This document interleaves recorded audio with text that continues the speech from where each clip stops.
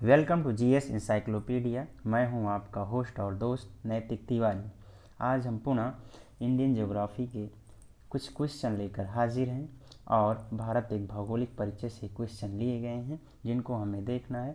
आज का पहला क्वेश्चन हम स्टार्ट करते हैं। आपका पहला क्वेश्चन है, भारत में कुल कितने राज्य और केंद्र शासित प्रदेश हैं? तो जैसा कि ऑप्शन नंबर डी है, भारत में 28 राज्य और 8 केंद्र शासित प्रदेश हैं। चलिए हम कुछ और जान लेते हैं राज्य और केंद्र शासित प्रदेश के बारे में। जैसा कि हमें पता है कि 2019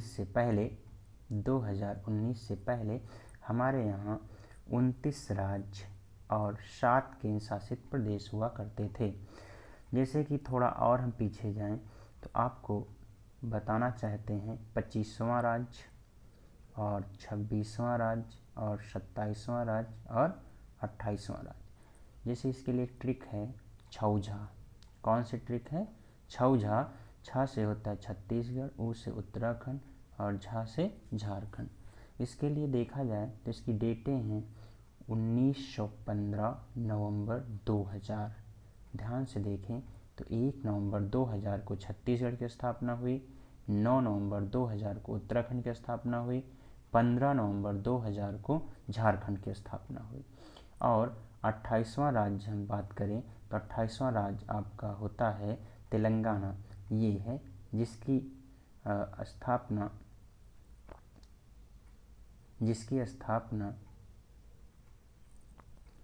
स्थापना 2 जून 2014 को हुई थी।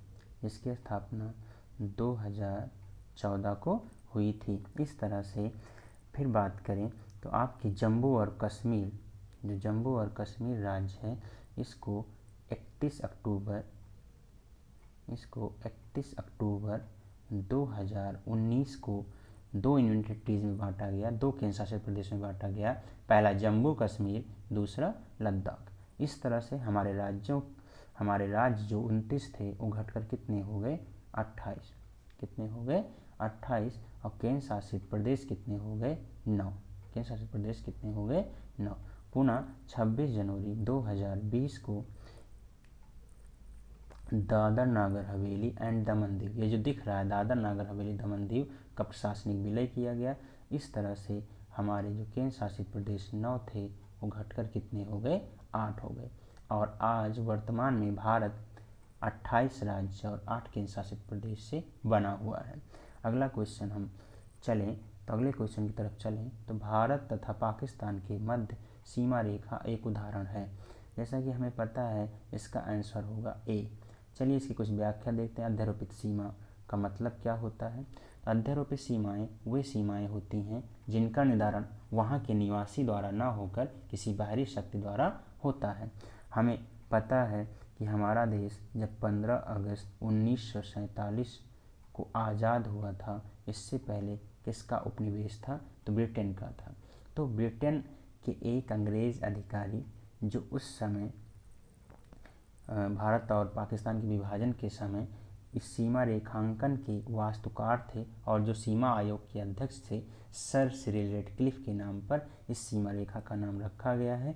अर्थात रेडक्लिफ रेखा भारत और पाकिस्तान के बीच विभाजित है। यहाँ दो चीज़ और जान लें हम।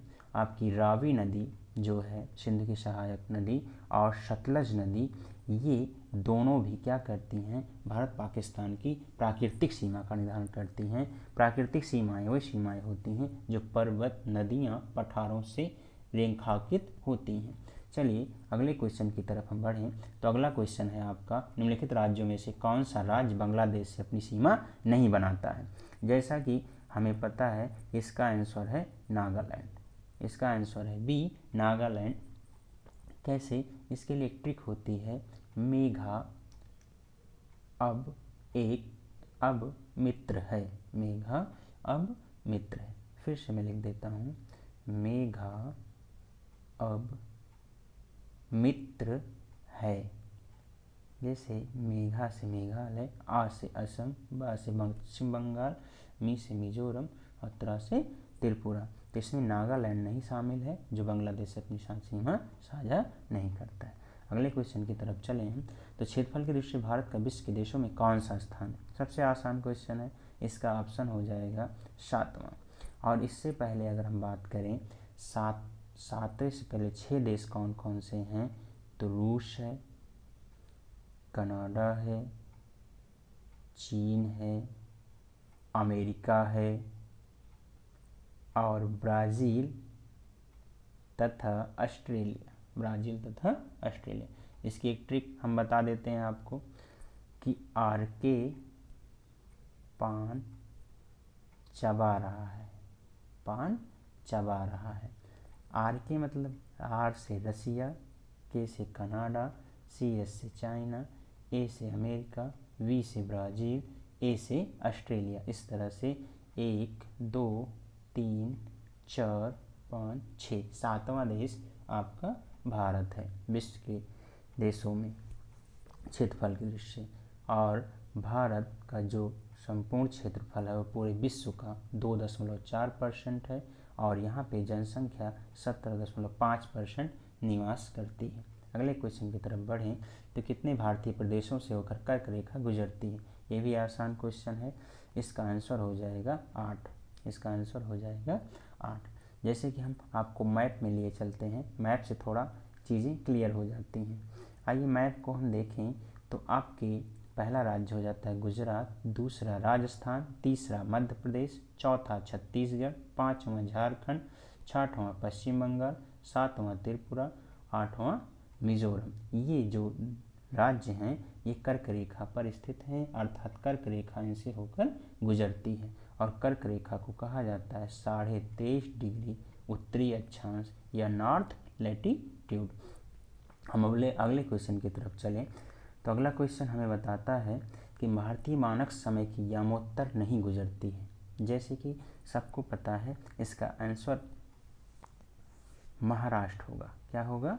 महाराष्ट्र। सीधी सी बात है, जैसे हम पृथ्वी को देखें तो पृथ्वी का अगर ये नॉर्थ पोल है और ये साउथ पोल है तो दोनों को मिलाती हुई एक रेखा खींची जाती है जिसको देशांतर कहते हैं और रेखा 0 डिग्री होती है। इसी को जीएमटी कहा जाता है, इसी को जीएमटी कहा जाता है। तो इसी के मानक के आधार पर विश्व के सभी देश अपने यहाँ मानक समय जोन का निर्धारण करते हैं। जैसा कि पता है भारत ने अपना मानक समय जोन 82.5 डिग्री पूर्वी देशांतर को रखा है और यह भारत के 5 राज्यों से होकर गुजरती है। उसके लिए एक ट्रिक है, उमा एसी चलाते उड़ गई। उमा एसी चलाते उड़ गई। ऊ से उत्तर प्रदेश, माँ से मध्य प्रदेश, ए से आंध्र प्रदेश, सी से छत्तीसगढ़, उड़ से उड़ीसा। इस तरह से हमने देखा कि भारतीय मानक समय 5 राज्यों से होकर गुजरता है जो इलाहाबाद के पास मिर्ज़ापुर से होकर माना जाता है। चलिए 7वें क्वेश्चन की तरफ बढ़ें तो भारत का सुदूर दक्षिणी बिंदु है इंदिरा पॉइंट। भारत का सुदूर दक्षिणी बिंदु है इंदिरा पॉइंट। इसका आंसर होगा इंदिरा पॉइंट। अगर हम भारत के मैप की बात करें तो ये भारत का मैप और उसके बाद ये अंडमान निकोबार। तो सुदूर दक्षिणी बिंदु की बात कर रहा है तो अंडमान निकोबार के निकोबार द्वीप पे इंदिरा पॉइंट है जिसके 2 नाम हैं और हैं, एक पिग्मेलियन पॉइंट, कहीं नोट कर लीजिए, और दूसरा नाम है लहचिंग। इस तरह से इसके 3 नाम हैं, एक इंदिरा पॉइंट, एक पिग्मेलियन पॉइंट, एक लहचिंग। थोड़ा और अगर हम जानें तो भारत का जो उत्तरी बिंदु है, भारत का जो उत्तरी बिंदु है वो क्या है? इंदिरा पॉइंट और इंदिरा कॉल है। क्या है? इंदिरा का जो जम्मू कश्मीर में है। पश्चिमी बिंदु है गौर माथा जो गुजरात में है और पूर्वी बिंदु है या पूर्वी पॉइंट जो है सुदूर पूर्वी वो क्या है? किबुथु है जो अरुणाचल प्रदेश में है। और यहाँ पे एक क्वेश्चन और आता है जो आपको फंसाएगा, लॉजिकल क्वेश्चन होता है। वो कभी कभी पूछता है कि भारत की मुख्य भूमि का दक्षिणी बिंदु कौन है? तो उसका आंसर कन्याकुमारी वहाँ पे आप लोग लगाएंगे, क्योंकि सुदूर पूछेगा तो इंदिरा पॉइंट होगा और मुख्य भूमि का पूछेगा तो कन्याकुमारी होगा। चलिए अगले क्वेश्चन की तरफ चलते हैं। 8वां क्वेश्चन आपको बताता है निम्न में से किस राज्य की सीमा बांग्लादेश से नहीं मिलती है? जैसा कि हमने देखा बांग्लादेश के लिए ट्रिक होती है मेघा अब मित्र है, मेघा अब मित्र है। तो उससे अगर हम देखें तो आपका ऑप्शन नंबर सी हो जाएगा, मणिपुर राज्य बांग्लादेश से सीमा साझा नहीं करता है। 9वें क्वेश्चन की तरफ बढ़ें तो भारत के किस प्रदेश की सीमाएं तीनों देशों क्रमशः नेपाल, भूटान और चीन से मिलती हैं? इसका आंसर हो जाएगा सिक्किम। सिक्किम एक ऐसा राज्य है, इस तरह से देखिए तो इधर नेपाल हो जाता है, इधर भूटान हो जाता है और इसके ऊपर चीन हो जाता है। तो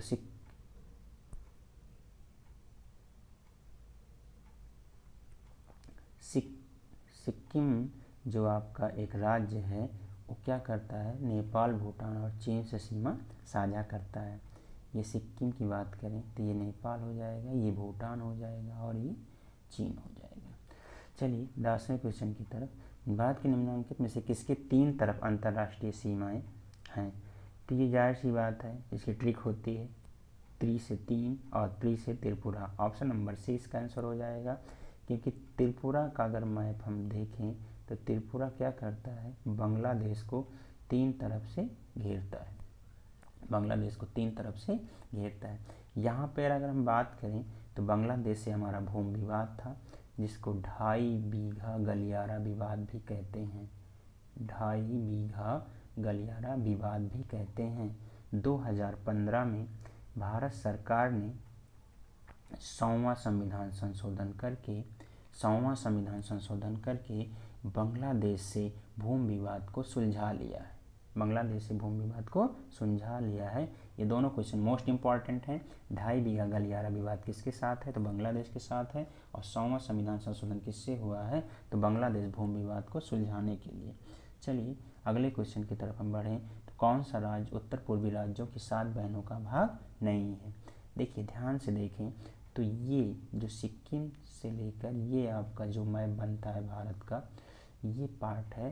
तो सिक्किम को अगर ना शामिल किया जाए तो 7 राज्य क्या होते हैं, ये 7 सिस्टर के नाम से जाने जाते हैं, जिसमें असम, अरुणाचल प्रदेश, नागालैंड, मिजोरम, मणिपुर और त्रिपुरा।